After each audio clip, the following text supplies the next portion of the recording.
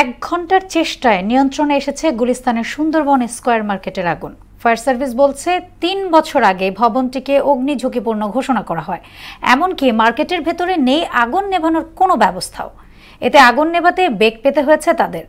এ ঘটনায় হতাহতের কোনো খবর পাওয়া যায়নি। এ বিষয়ে আরও জানাচ্ছে উষা ফেরদৌস। শনিবার সকাল 9:30টার দিকে আগুন লাগে গুলিস্তানের সুন্দরবন স্কয়ার মার্কেটে। আগুনের সূত্রপাত হয় ভবনের ৫ম তলার একটি গোডাউন থেকে। আতঙ্ক ছড়িয়ে পড়ে অন্যান্য ফ্লোরে থাকা দোকানীদের মাঝে। আগুন লাগার পরে যে অগ্নি নিবারণ করার যে সুব্যবস্থা, ওই ব্যবস্থাপনাটা আসলে ঠিক মতো নাই মার্কেটটাতে। মার্কেটটা একটু আগে থাকতেই ঝুঁকিপূর্ণ, কারেন্টের যে বিদ্যুতের যে ব্যবস্থাটা এটাও ঝুঁকিপূর্ণ। দেখবেন মার্কেটের বাইরে কিভাবে তার ঝুলতেছে এবং ভিতরে যে বারান্দা যে আছে সেখানেও তারগুলো ঝুলতেছে।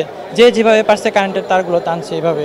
খবর পেয়ে আগুন নেভানোর কাজে যোগ দেয় ফায়ার সার্ভিসের 11টি ইউনিট। 1 ঘন্টার চেষ্টায় আগুন নিয়ন্ত্রণে আনে তারা। এতে হতাহতের ঘটনা ঘটেনি। ব্যবসায়ী হিসাবে আমরা এমনি ক্ষতিগ্রস্ত, অনেক টাকার মালামাল ক্ষতিগ্রস্ত হয়েছে। দোকান খুলতে পারি না, আবার কবে দোকান খোলা হয় এটা আমরা বলতে পারি না, যে কবে ওনারা এটা কমিটি থেকে এটা করে। কিন্তু ইলেকট্রিক মার্কেট হিসাবে আপনার উপরে 5 তলায় এখানে আপনার মোবাইল অ্যাক্সেসরিজের দোকান, শর্ট সার্কিটও হতে পারে। আবার এখানে তাতালে কাজ হয়, যেটা এখানে ফিটিং হয়, ওইটার কারণে আবার এটা হইতে পারে। ক্ষয়ক্ষতি হয়েছে, দোকানে তো পুরানো তো মাল থাকে, অনেক ক্ষয়ক্ষতি তো হবেই।